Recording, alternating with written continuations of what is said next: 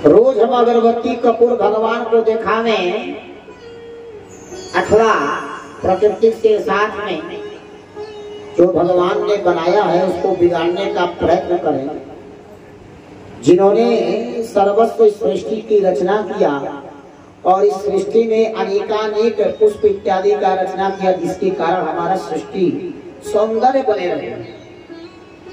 मानव जीवन के लिए कोई चीज वस्तु दुर्लभ न रहे, क्या उसके बनाए हुए वस्तु को यदि हम बिगाड़ेंगे तो क्या हम बचेंगे? आज जगह जगह पर देखो भैया, ये मोटरसाइकिल है, अनेकानेक वैज्ञानिक वस्तुएं हैं। तो जो ये वस्तुएं उत्पन्न होती हैं हमारे ही मृत्यु का कारण बनती हैं। आज सबसे ज्यादा यदि घर घर विराजमान है तो क्या रोग,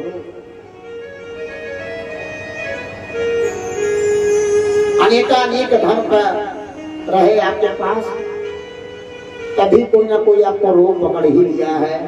कहीं किसी को शुगर हो गया, ब्लड प्रेशर हो गया, हार्ट अटैक हो गया और अंत में अकाल मृत्यु लेकर के अपने साथ चली जाती है। सब कुछ आपके सामने है, बस उसको समझने का ये चाहिए, विवेक चाहिए। सब कुछ आपके सामने हो रहा है। लोग कहते हैं पुराण में सब कुछ बातें गलत है। अरे भैया कहां से गलत है? देख लो, मैं प्रमाण दे रहा हूं। पूतना बाल घातनी थी तो क्या आजकल घर घर पूतना नहीं है? यजमान जी, घर घर पूतना है कि नहीं है? जो ही दूसरा तीसरा बच्चा जन्म हुआ, क्यों चौथा जन्म होने को समय हुआ, सो जाकर हॉस्पिटल धारण करवा दिया। इसको पूतना नहीं कहा जाता।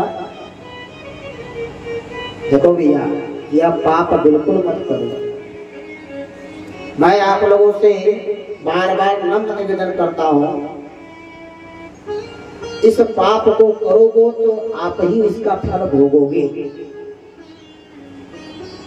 इसमें कोई संदेह नहीं है। मां की उपाधि बहुत बड़ी है।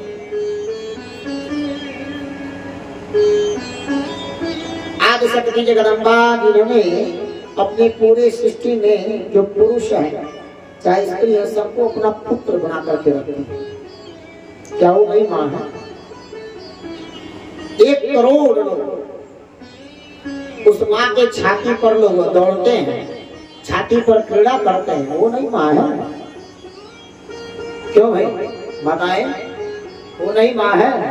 पृथ्वी पर अनेकानेक योनि सहित माता के शरीर पर लोग भ्रमण करते हैं, गाड़ी मोटर इत्यादि सब कुछ चलाते हैं, फिर भी पृथ्वी माता उसको सहन करते हैं।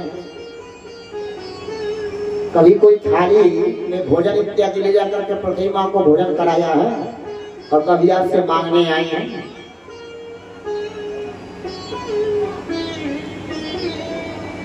जब यह जान लोगे कि हमारे शरीर पर बहुत ज्यादा भार हो रहा है तो आपका स्वतः शरीर ही भार लगने लगेगा। इसलिए प्यारे, एक ही बात आपसे आग्रह है, ऐसी कोई भी माताएं अगर यह पाप कर रही हैं तो शीघ्र उसको बंद कर दें। इधर पूतना अपने भैया से आश्वासन दे करके और गोकुल में आती है, बड़ी दिव्य स्वरूप बना करके। उसके आगे साक्षात लक्ष्मी जी भी फेल थी, उसका माया इतना दिव्य था। वो जिस रास्ते से चलती थी उस रास्ते से इतना दिव्य सुगंध आता था कि मानो उस रास्ते से कोई बहुत बड़े देवता जा रहे हो, जिसकी सुगंध वाला सभी के नासकांध्र में जा रहा है। संजोग से उसे एक रास्ते में कमल का पुष्प मिला, उस कमल को पुष्प ले गई थी हाथ में, जिसके कारण लोग उसको लक्ष्मी ही समझ बैठे, लगता है गोकुल में लक्ष्मी देवी आ रही हैं, इतना सुगंध है आ रहा है। सबरे ग्वाल बाल गोकुलवासी उस देवी को देख रहे हैं और देवी धीमे धीमे नंद के आंगन प्रांगण में पहुंचती है। जैसे ही पहुंचती है कोई आवाज लगाती हो, क्या लगाती है? अरे कोई है, आज सुनती हो? ओ यशोदा मैया। जब इस प्रकार से आवाज लगाती है तो एक गोपिया आती है, बोल बहना कहां से पधारी? इधर यशोदा मैया कहती है, गोपी कहती है कि बहना तुम कहां से पधारी हो? पूतना कहती है बड़ी दिव्य स्वरूप बनाई है, घूंघट लगाई है। कहती है क्या तुमने मुझे इस नगर में कभी नहीं देखा? गोपी कहते हैं जब तुम अपना घूंघट उठाओगे तभी तो जानूंगा तुम कहाँ रहती हो, तुम्हारा परिचय क्या है। पूतना कहती है मैं अपना घूंघट नहीं उठाऊंगा। बोले क्यों?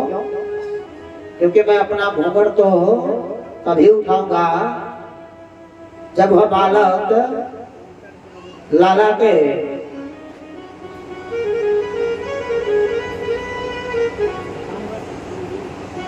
सन्मुख खड़े होंगे। इस प्रकार से पूतना कहती है और गोपी पूतना को अंतःकरण लेकर के आती है यशोदा मैया के गर्भगृह में। जैसे ही पूतना भगवान के सम्मुख आती है उसका भी उस समय विचार वो भूल जाती है कि मैं पूतना भगवान की दिव्य छवियों को निहारने लगती है। लेकिन जैसे प्रभु ने देखा कि मेरी मौसी जी हमारे सामने उपस्थित हो गई हमको बधाई देने के लिए, तो प्रभु ने अपना नेत्र बंद कर लिया। बोले क्यों नेत्र बंद कर लिया? किसी ने पूछा। उस समय सुखदेव बाबा कहते हैं कि भगवान ने नेत्र इसलिए बंद कर लिया, यदि पूतना के दृष्टि में हमारी दृष्टि पड़ जाएगी तो पूतना से हमको प्रेम की जागृति हो जाएगी। क्योंकि देखो भाई, अपना चाहे जैसा भी अगर बहुत बुरा कर्म कर रहा है तब भी उसको मृत्यु दंड देने का हमारा हिम्मत नहीं करेगा, किसी का नहीं करेगा।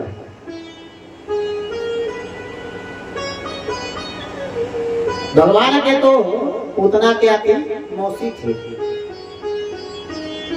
अब अपने मौसी को जब कोई मारने जाएगा क्या उसका कभी हिम्मत बनेगा? नहीं बनेगा। उसी प्रकार से प्रभु ने क्या कर दिया कि अपना नेत्र बंद कर लिया। इसके बाद यशोदा मैया वहीं पर विराजमान थी। पूतना ने लाला का पालन ऐसे हिलाना प्रारंभ कर दिया।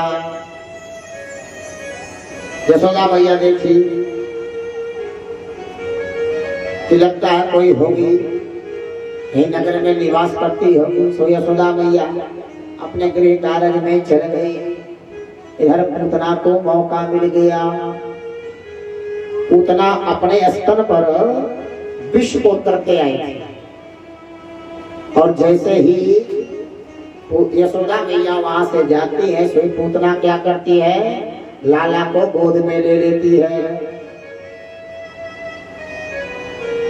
जैसे ही लाला को गोद में लेती है अब तो लाला और भी हल्के हो गए,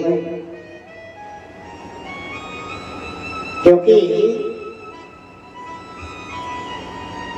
भगवान ये कह रहे थे कि जब पूतना का दूध और खून पीना है तो थोड़ा पेट इत्यादि खाली रहे तब तो बढ़िया से पिया जाएगा।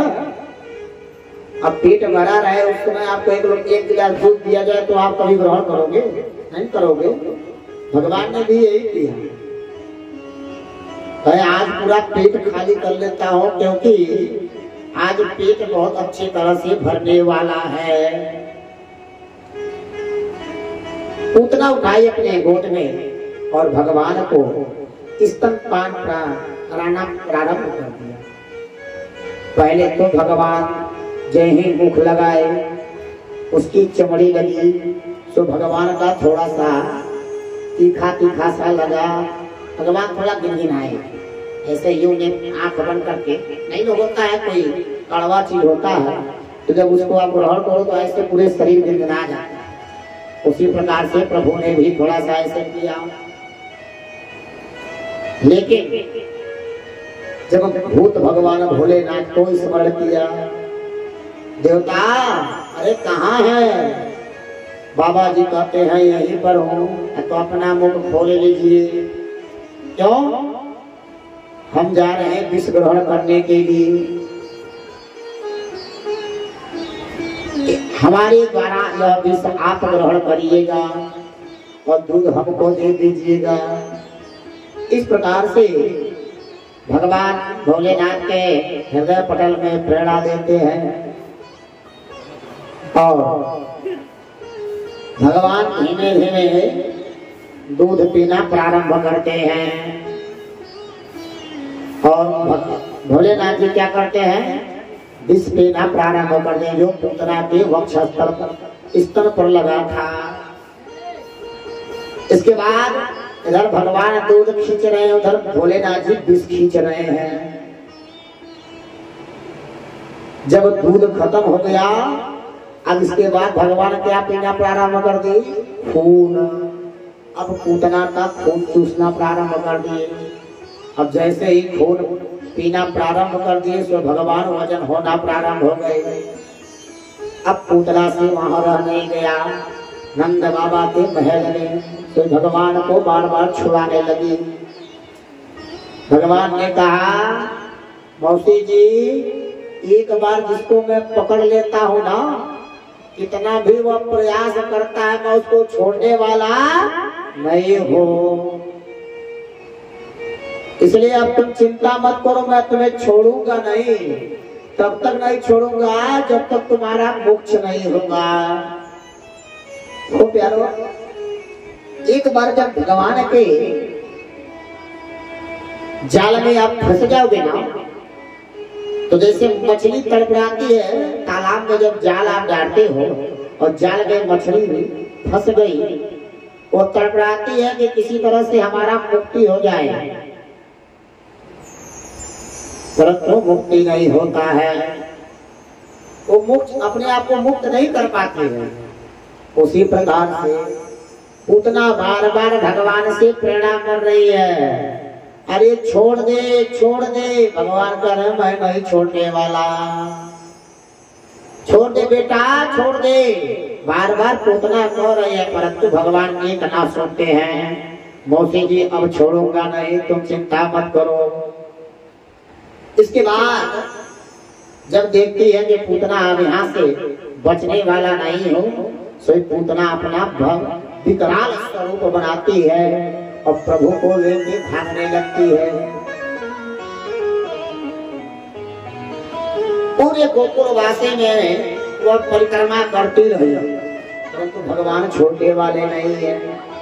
और जैसे ही खून पूरा चूसना प्रारंभ कर दिए, सब खून चूस डाले, सो पूतना ऐसे हो गई। पहले ऐसी थी, फिर ऐसे हो गई और धीमे धीमे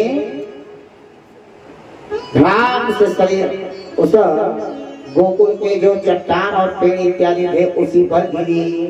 सबरे चट्टान और पेड़ दब गए और उसका मृत्यु हो गया। प्रेम से श्री बालकृष्ण लाल की।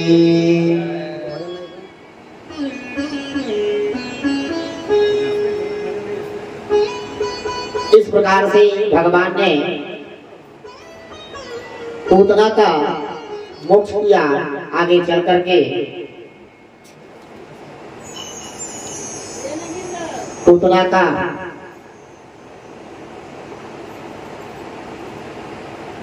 उनचास टुकड़ा, कई वर्णन है, कई भेद है। कहीं पर 18 कहा गया है, कई 49 आ गया है, उसका सभी गोकुलवासी खंडन करते हैं, भगवान को भैया के घर लेकर के आते हैं। कहने का अभिप्राय है, और जब पूतना का शरीर जलने लगता है उस शरीर से बास आना चाहिए, लेकिन उस शरीर से सुगंध आया। इसलिए भगवत कृपा हो जाती है तो पापी से पापी व्यक्ति का भी कल्याण हो जाता है। पूतना ने क्या किया, प्रभु को अपने गोद में लेकर के स्तन से दूध कुछ ही क्षण पिलाया, लेकिन प्रभु ने उसको अपने प्रिय मान करके उस दूध को ग्रहण किए। इसलिए पूतना का जब शरीर जलने लगता है तो उस शरीर से गंध नहीं आता है, सुगंध आता है। पापी से पापी स्त्रियों को भी भगवान मोक्ष कर देते हैं। पूतना के शरीर से दिव्य एक स्वरूप निकलता है और पराधाम को जाता है। सगधज कर इस दिन मौत की सहजादी आएगी, सहजादी आएगी, न सोना काम आएगा न चांदी आएगी, न सोना काम आएगा न चांदी आएगी।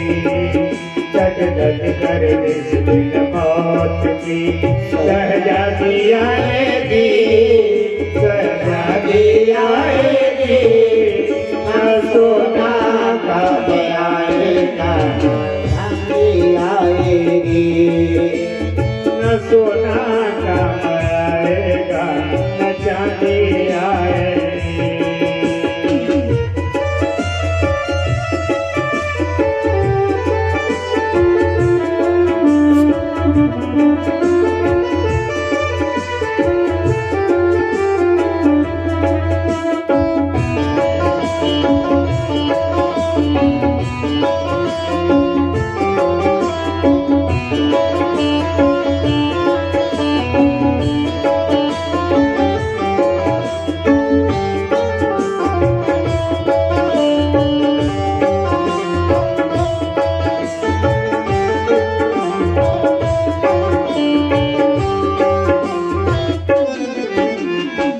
छोटा सा तू कितने बड़े अरमान है तेरे, छोटा सा तू कितने बड़े अरमान है तेरे।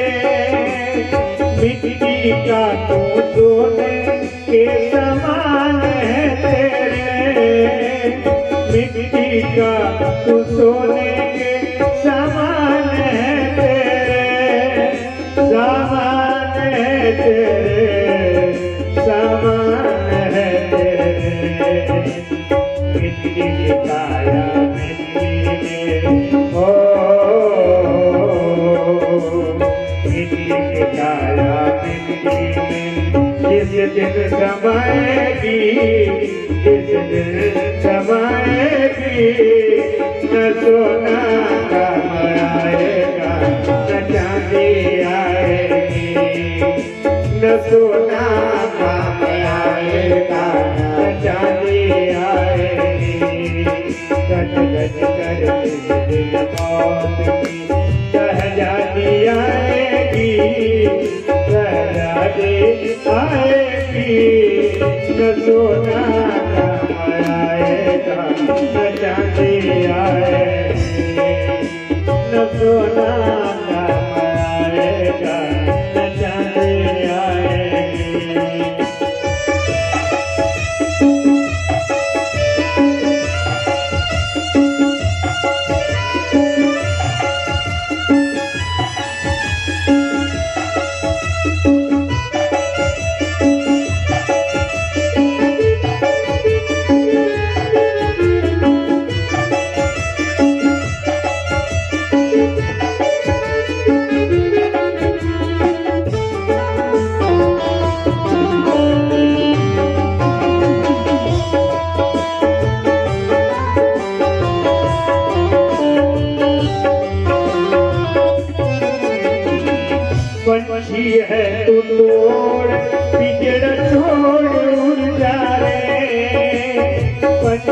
है तू तोड़ पिंजरा छोड़ उड़ जा रे माया महल के सारे बंधन तोड़ उड़ जा रे माया महल के सारे बंधन तोड़ उड़ जा रे छोड़ उड़ जा रे तू तोड़ उड़ जा रे दिल की धड़कन में मौत जमाएगी दिल की धड़कन मौत में जिस दिन समाएगी न सोना आएगा न चांदी आएगी न सोना आएगा न चांदी आएगी सच सच कर इस दिन मौत की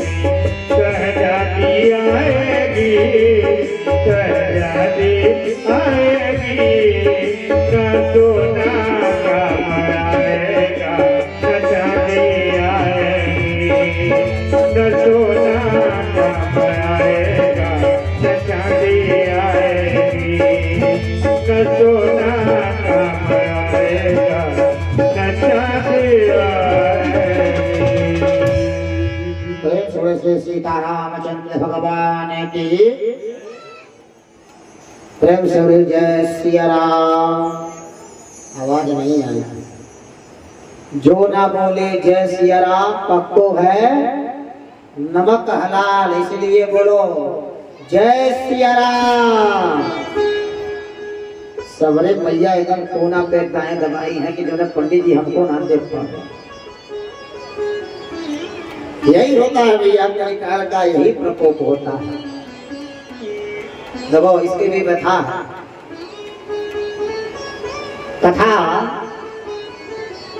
का वर्णन किया गया है। आजकल हम लोग बालाजी का बड़ा पूजा करते हैं। बालाजी का जगह जगह पर जहाँ बालाजी का नाम आता है लोग सावधान हो जाते हैं। अरे बालाजी, सब लोग सावधान हो जाते हैं। अब कन्हैया का नाम आवे तो कोई सावधान, अरे राम कृष्ण हमें कुछ नहीं, चिंता मत कर। और जो बालाजी का नाम आता है तो सब लोग सावधान हो जाते। अरे राम राम बालाजी बालाजी। बालाजी को बनाने वाला जानते कौन है? वह कनुआ। मैं आपको बताता हूँ संक्षिप्त रूप में। एक बार जब भगवान किसी देवताओं का विद्रोह कभी नहीं करना चाहिए, भगवान गीता में अर्जुन को उपदेश कर रहे थे। ठीक है ना? ध्यान से सुनना भैया। गीता में भगवान अर्जुन को उपदेश कर रहे थे।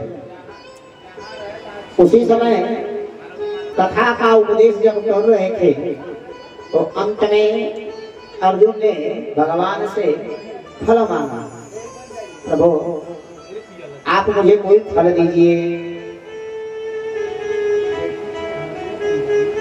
तो जब प्रभु ने फल देना प्रारंभ किया, ये आप लोगों पे है, नाराज मत होइएगा, लेकिन अगर संभल जावे तो उस गलती को सुधार जरूर लीजिएगा, नाराज होने की आवश्यकता नहीं है। तो जो प्रभु ने अर्जुन को फल देने के लिए प्रेम मंत्र अभिमंत्रित किया, उसे फल प्रकट हुआ और अर्जुन को जो ही दिए, तभी हनुमान जी महाराज वहां पर आ गए। क्योंकि कथा के पहले श्रोता कौन होते हैं? श्री हनुमान जी महाराज। कोई आवे चाहे न आवे, लेकिन हनुमान जी अपना किसी न किसी रूप लेकर के आते ही हैं। पहले आते हैं और अंत में जाते हैं, इसलिए पहला श्रोता हनुमान जी थे। उसी प्रकार से जैसे ही भगवान ने अर्जुन को फल देना चाहा, तो हनुमान जी महाराज वहां आ गए। कहे प्रभु आप अर्जुन को दे रहे हो, मुझे भूल गए? जो आपका सबसे पक्का चेला, पक्का सेवक हो, मैं भी आपकी कथा सुना हूं। भगवान कहते हैं तुम कहाँ सुने हो, तुम तो मुझे नहीं दिखाई दिए। कहे प्रभु आप मुझे नहीं देख पाए? कहा ना, मैं तो यही औरत को उपदेश कर रहा, कथा सुना रहा, तुम तो मुझे कहीं नहीं दिखे। प्रभु मैं आपके रथ के जो अर्जुन का जो रथ था, रथ के ऊपर शिखर बना रहता था और शिखर में जो झंडा था उसी में मेरा निवास था। अब तो प्रभु ने कहा रे राम राम सीताराम, ये तो व्यास जी के ऊपर बैठ करके कथा सुना है, इसलिए इसको भी फल मिलना चाहिए। तो भगवान ने कहा कि जाओ तुम पिशाच हो जाओ। ये हमारे गुरुदेव भगवान बताते थे, अयोध्या वाले गुरु जी, उन्होंने कई स्वाध्याय किया और उनके मुख से मुझे मिला है। अभी पूर्णता मुझे यह नहीं है इसका प्रमाण कहाँ है, लेकिन ये गुरुदेव भगवान के मुख से प्रमाण है, इसलिए मुझे गुरु पे बहुत दृढ़ विश्वास है। भगवान ने तुरंत हनुमान जी महाराज को क्या कह दिया कि जाओ तुमको भी प्रसाद दे रहा हूँ, तुम आज से पिशाच अवतार हो जाओ। इसलिए तब से हनुमान जी महाराज का पिशाच अवतार, वही बालाजी का स्वरूप हनुमान जी को माना जाता है और कलयुग में उनका बहुत पूजा होता है। वैसे तो देखो हनुमान जी का अनेकानेक रूप दिया गया है। रुद्राष्ट अध्याय में नमस्ते रुद्रमन्यवतु कई खबे नमः, रुद्र के अनेकानेक रूप हैं, परंतु हनुमान जी महाराज भी यहाँ यह रूप बनने के लिए प्राकट हुए। क्यों? क्योंकि हनुमान जी महाराज आने वाले समय देख रहे थे कि जगह जगह पर भूत प्रेत पिशाच ब्रह्म इत्यादि का सभी कलुषित प्राणी ग्रसित हो जाएंगे और इसका कारण स्वतः वह खुद ही बने हैं। जिस घर में राम नाम संकीर्तन रुक जाएगा उस घर में क्या भूत नहीं आएंगे तो क्या राम जी आएंगे, कोई देवता आएंगे? जिस घर में हवन रुक गया, अग्नि को भोजन देना रुक गया, ब्राह्मण को भोजन खिलाना लोग भूल गए, उस घर में ही भूत नहीं आएंगे, राक्षस नहीं आएंगे, पिशाच नहीं, देखो तो कौन आएंगे? लोग कहते हैं महाराज हमें पूजा पाठ में विश्वास नहीं है। अरे भाई कौन कहता है पूजा पाठ में विश्वास करो? मत करो। नहीं तुम्हें कपड़ा पहनना मत पहनो। जड़ भरत जी महाराज कपड़ा नहीं पहने तो क्या उनका ग्रंथ में नाम नहीं आया? क्यों भाई? उनका नाम आया कि नहीं आया? भागवत जी में उनकी वर्णन दिया गया है।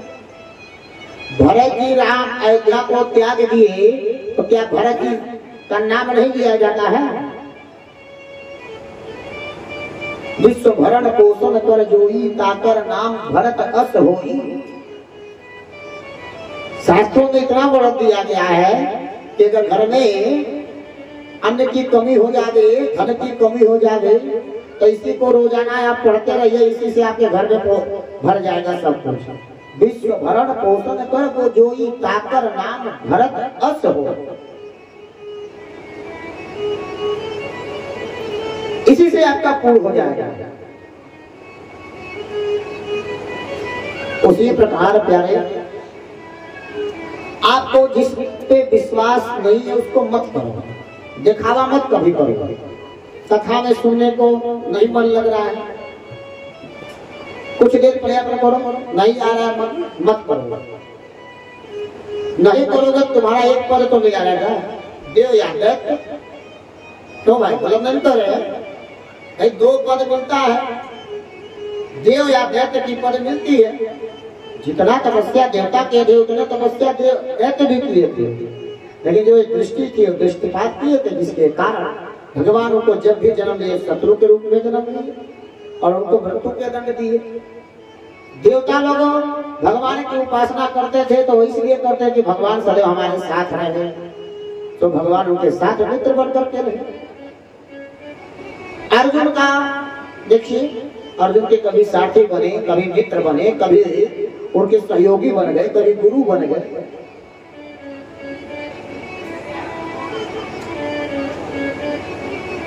विचार करिए कि जो सबको नचा रहा है वो भक्त के बंधन में स्वतः नाच रहा है। सब ही नचावत राम गोसाई, जो सबको नचा रहा है, आज वह भक्त उसको नचा रहा है। ऐसे ही नंद बाबा के गृह में भगवान अपनी दिव्य लीला का जरा सा जो है सभी को दिखा रहे हैं। ये दिखा नहीं रहे हैं, ये हमको यह दे रहे हैं कि इसी तरह से कलयुग में होगा तो आप सभी लोग इसी पंथ को चलने की चलना, जिससे तुम्हारा मोक्ष होगा।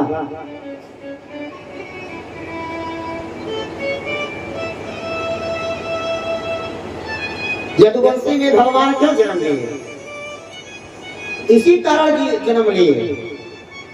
देखो आप लोग ध्यान दीजिएगा, आजकल ये थोड़ा बहुत है सबका जो आपस में मतभेदना है, इसको देखिए मैं दृष्टिपात मानता हूँ। ये बताइए यदि भगवान आपसे ईर्ष्या करते तो क्या आपके वंश में जन्म लेते? और जिस तरह आपके वंश में भगवान कृष्ण जन्म लिए हैं उन्हीं को तो हम लोग भजते हैं, क्यों भाई? जब ऊपर से हम लोग आते हैं, गर्भ में आते हैं, तो उस समय कोई मोहर लगा रहता है क्या? तब कहे जैसे भूमि पर पैर रखते हैं अनेक आने में दृष्टि हो जाती है।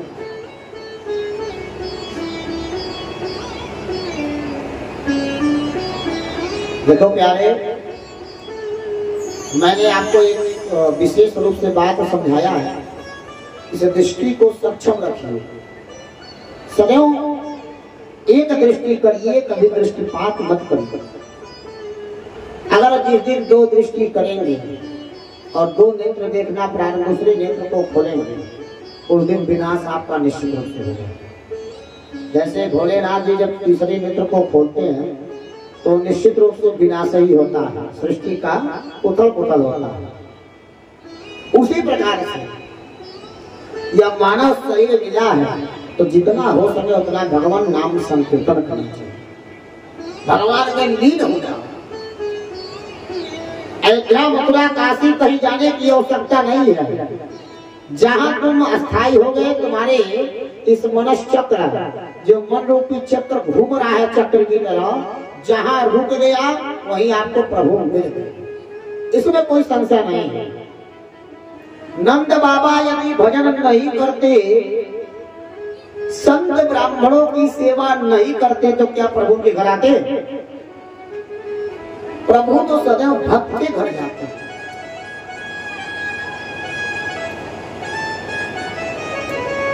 निषाद, आप लोगों ने राम कथा सुना होगा। निषाद क्या था? केवट था। केवट ही था। केवट ने भगवान की दिव्य पाद से सेवा किया, उसको भगवान ने परम पद की प्राप्ति करा। सबरी क्या था? सबरी भगवान को जूठन खिलाई, भगवान उसको प्रेमपूर्वक ग्रहण कर लिया।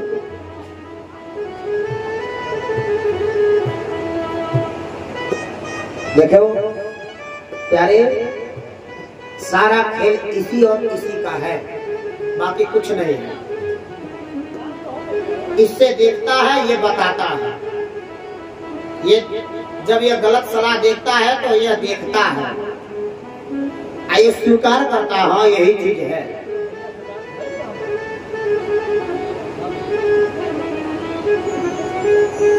उसी प्रकार से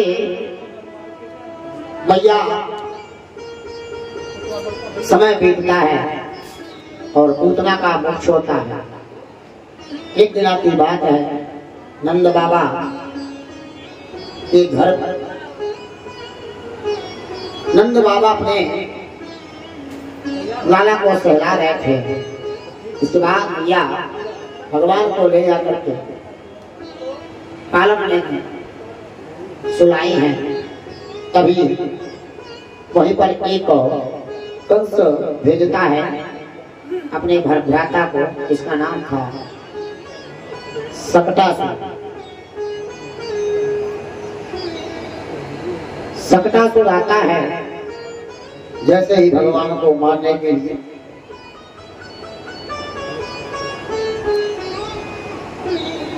तो भगवान क्या करते हैं, उसको एक लात मारते हैं। सकटासुर का मतलब क्या जानते हैं हम? सकटा का मतलब होता है बैलगाड़ी।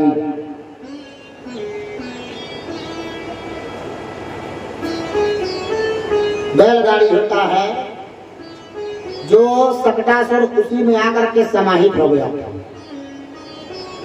जिसके कारण जैसे ही भगवान को के करीब जा रहा है और भगवान को मारने का प्रयत्न करता है, उसमें भगवान पहले रोते हैं, चिल्ला चिल्ला करके रोते हैं। जब कोई सुनता नहीं है, इधर मैया सभी गोपियां बधाइयां इत्यादि दे रही हैं, सोहर इत्यादि गा रहे हैं, उसी में मैया रम झम रही हैं, इधर भगवान रो रहे हैं, मगर कोई सुनने वाला नहीं है। तो भगवान ने एक लात मारा तो ऊपर गया और ऊपर से नीचे गिरा ध्यान से। जैसे ही गिरा तबले वहीं पर एक ग्वालन मैच खेल रहा था करके देखता है कि ऊपर से भ्राम से बैलगाड़ी गिरती है। सभी मैया बाहर आती है तो देखती है लाला पालन में खेल रहे हो, बैलगाड़ी गिर करके चकनाचूर हो गए हो। मैया कहती हरे राम, आज तो मैं यहाँ पर नहीं उपस्थित थी, मेरा लाला मर ही गई। लगता है मेरे लाला को नजर लग गया हो।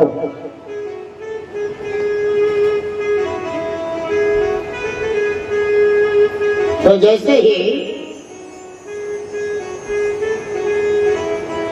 एक ग्वालन आता है और मैया से सारा खेल बताता है कि मैया ये जो सकटा यानी बैल गाड़ी था, ये लाला के ऊपर गिरने वाला था, लेकिन न जाने कैसे यह अचानक ऊपर गया, नीचे आके गिरा, धड़ाम से चकनाचूर हो गया। इसके बाद दूसरा दैत्य आता है, रोतानेन पादेन छित्तमेतन्य संशयः। इसके बाद फिर आता है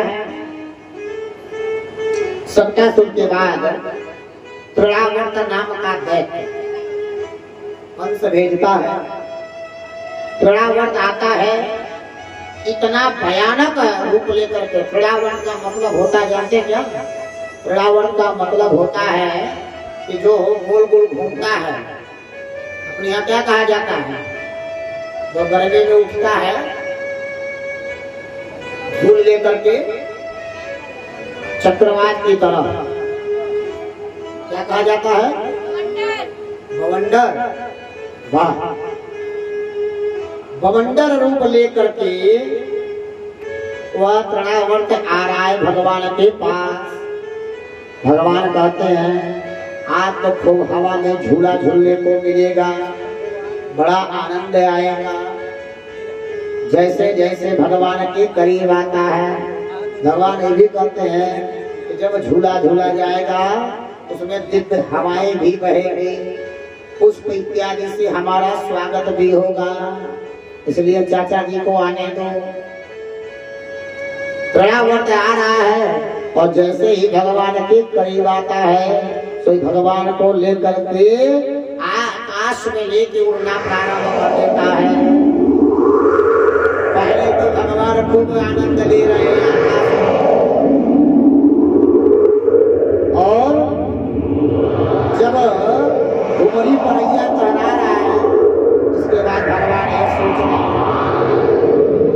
अब नीचे चलने का समय आ गया है, क्योंकि ज्यादा समय अगर घुमरी परैया कर लिया जाए तो उल्टी इत्यादि आने लगती है, पलटी भी होने लगती है। भगवान सोचते हैं कि पलटी होने लगेगी तो मैया परेशान होगी, इसलिए अब इसको यही स्थगित किया जाए। तो भगवान ने क्या किया, उसका गला पकड़ा। जब भी गला पकड़ा, अपना शरीर वजन बढ़ाना प्रारंभ कर दिया और जैसे जैसे भगवान वजन होते चले गए वैसे वैसे त्रिरावर्त छोटा होता चला गया। जब देख लिया कि अब हमसे संभलने वाला नहीं है, तो तृणावर्त ने क्या किया कि भगवान से छुड़ा करके भागने का प्रयत्न किया। भगवान उसको भी यही कहे, अरे चाचा जी अब तुम छूटने वाले नहीं हो, तुम चूसने वाले हो, जाने वाले हो। अब तुम चिंता मत करो, अब ये जो तुम्हारा हवा स्वरूप है ये तुम्हारा वास्तव स्वरूप में बदलने वाला है। तो भगवान उसका गला पकड़े और जैसे ही पकड़े ले जा करके पर्वत पर यानी पत्थर पर पटके ऊंचाई बोल करके जय सिया राम, प्रेम से बोले श्री बालकृष्ण लाल की।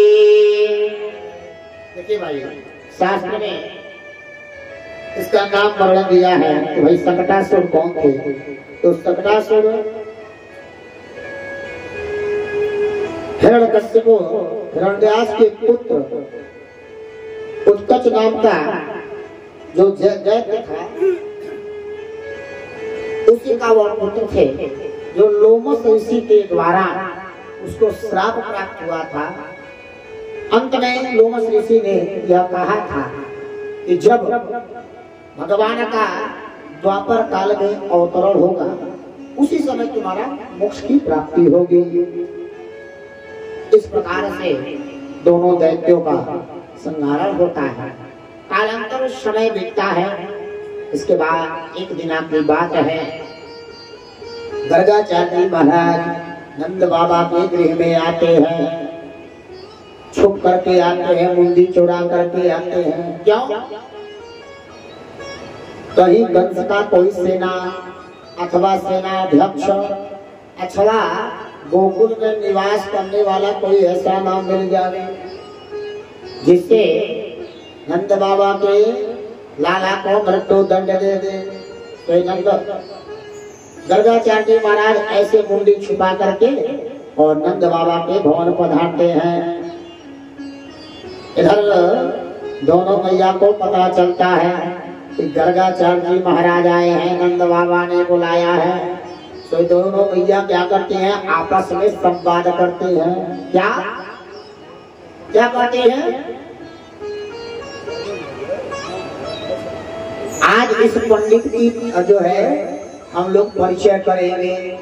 देखो असली में ये विद्वान है कि बस ऐसे ही, नकली में इसका नाम है चारों तरफ। देखो भैया पहले के लोग ऐसा थे कि पानी पियो छान के और गुरु बनाओ जान के।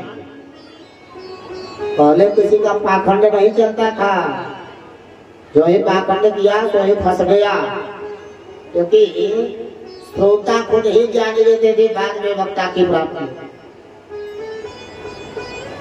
उसी प्रकार से जब नंद बाबा के गृह में गर्गाचार्य महाराज पधारे तो गर्गाचार्य ने नंद बाबा से कहा, नंद बाबा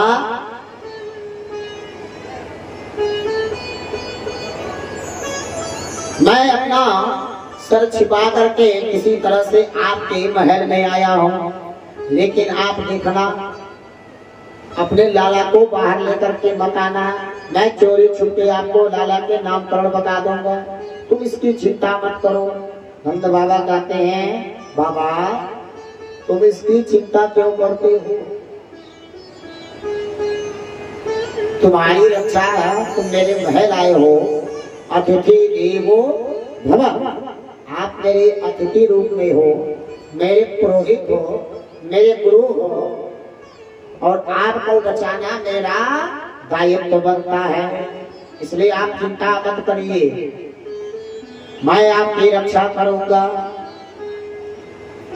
तो गर्गाचार्य महाराज से नंद बाबा कहते हैं कि मेरे घर के पीछे एक गौशाला है, आप जाइए गौशाला में आसन लगाइए, वहीं पर विराजमान होइए और मेरे दोनों सुपुत्र वहीं आपके सन्मुख जाएंगे। अब गर्गाचार्य महाराज नंद बाबा की गौशाला में जाकर के बढ़िया आसन लगा लेते हैं और वहीं पर बैठ जाते हैं। इधर यशोदा मैया रोहिणी दोनों आपस में संवाद करते हैं। क्या कहते हैं कि गर्गाचार्य पंडित जी का तो बड़ा सम्मान कर रहे हैं स्वामी जी, लेकिन चलो देखा जाए पंडित जी के अंदर कुछ विद्या है कि बस ऐसे ही ढकोसला बना करके घूम फिर रहे हैं। तो दोनों भैया ने क्या किया, यशोदा का जो लाला था वह रोहिणी को दे देता है और रोहिणी की जो लाला बलराम थे उसको यशोदा मैया के हाथ में दे देते हैं। देखो भाई, स्वरूप दोनों का एक ही समान था उस समय, बस एक काला था थोड़ा सा और एक गोरा था।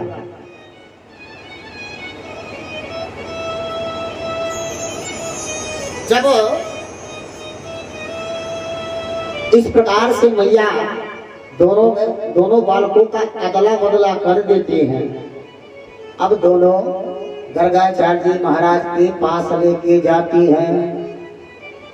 जैसे ही गर्गाचार्य जी महाराज को पास जाती हैं, चलो महाराज, दोनों मैया गर्गाचार्य जी महाराज का साष्टांग दंडवत करती हैं और कहती हैं महाराज अब इन दोनों बालकों का नामकरण करो।